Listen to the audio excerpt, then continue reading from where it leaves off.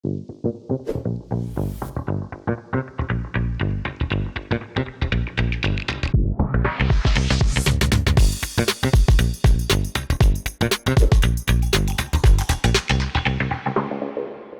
everyone, and welcome back to the podcast. Today I'm joined by Jason, who is a VP of Engineering at Prospa, based in Sydney. Firstly, before we get into today's questions and dive deep into Jason's experience as a leader, I'll get our guest to introduce himself. Jason, I'll pass it to you. Hey, Matt, thanks for that. Look, as you said, currently VP of Engineering over at Prospa. I'm responsible for all of the technical teams, everything from engineering to security to corporate IT. I've also been quite fortunate to work across multiple industries, things like payments, finance, hospitality, time and attendance, and obviously roles, anything originally starting out in engineering and then everything up to sort of CTO level. That's a little bit about me. Perfect. Thanks for the intro. So we've got 3 questions we're going to go through today. First one, what's the one piece of career advice you wish someone had given you when you were starting out? Actually quite a good one and a really hard one to actually answer. I guess one of the things that I figured out along the way is it's really, really good to obviously be good at your craft, know the technical side of things really, really well. But one of the things that I guess I didn't have when I was first sort of coming through the ranks was the ability to really sort of not be in a team, but be able to help influence decisions and really sort of work with others on that next level. So I guess if there was anything that I could sort of, go back and tell myself was experience is really, really good and it's really, really necessary. But having that curious attitude will really take you places, being able to bring people along for the journey and actually have them understand what it is you're trying to do and help them and help them help you basically. I suppose that's probably the one thing that I would go back and sort of tell myself. Can you share a pivotal moment in your career journey that made a significant impact?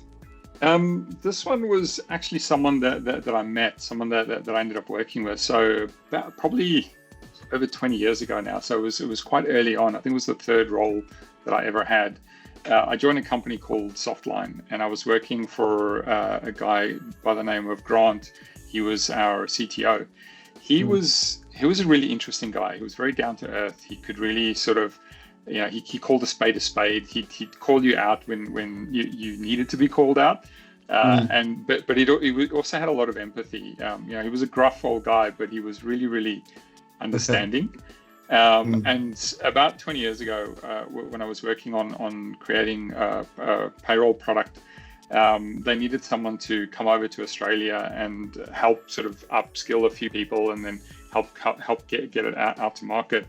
And he sat me down one day and we were talking about it. And he was like, look, this is something you can do. You're capable of doing it. Like I was nervous. I'd never really left South Africa before in my life. And my first foray out was basically moving countries and being overseas for over a year to help build out a team and stuff I'd never done before, to train people. But he really had the confidence in me to be able to do it.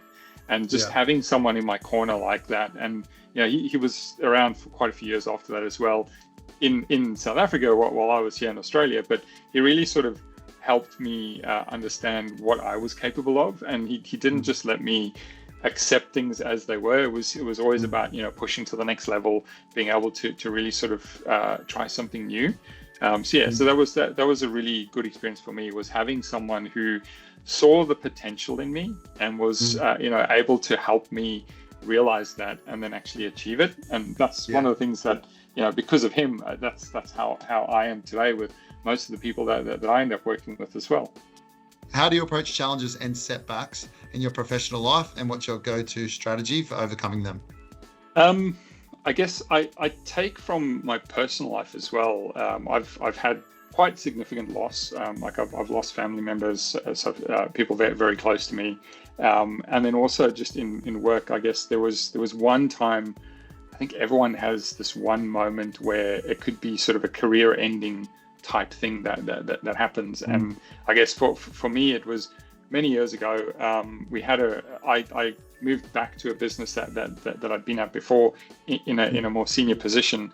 And when I got there, things went really, really bad. There were a whole bunch of things that were happening around merging code bases together, and they'd been testing it for a very long time. It actually went really poorly. The choice that was made while I wasn't there about how they brought it all together just wasn't done in a very, very, very good way.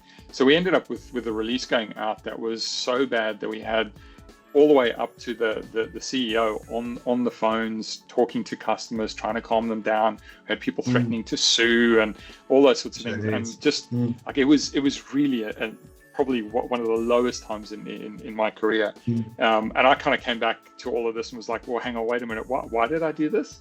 But I guess what I learned through all of that and through all of the things that I've experienced in my life is really take a pause, stop for a second, evaluate what's there, have a look at the things you can control and the things you can't control. Obviously, the things you can't control, I know it sounds easy, talking about it like this, but don't stress about that at the moment, because if you can't change it and you've got no impact on it, stressing about it's not going to change it.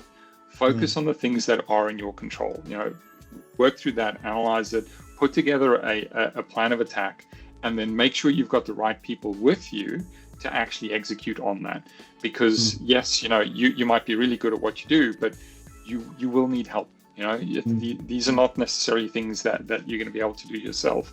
And it's okay to ask for help, and it's okay to have other people come along. It actually builds a much stronger team in the long run. And that's one of the things that happened as an outcome of what we all went through. We went through it. We ended up with a good positive result in the end. We didn't lose any customers. No one ended up suing. And we ended up with a much stronger team, but also processes around all of like releases and a whole bunch of other things. So out of all of the negativity came a lot of positive. So I guess the main things is just around making sure that you realize that there's going to be that emotional roller coaster. Get through it as quickly as you can. Focus on the facts. Identify the things that you can control, and just really take action on those things.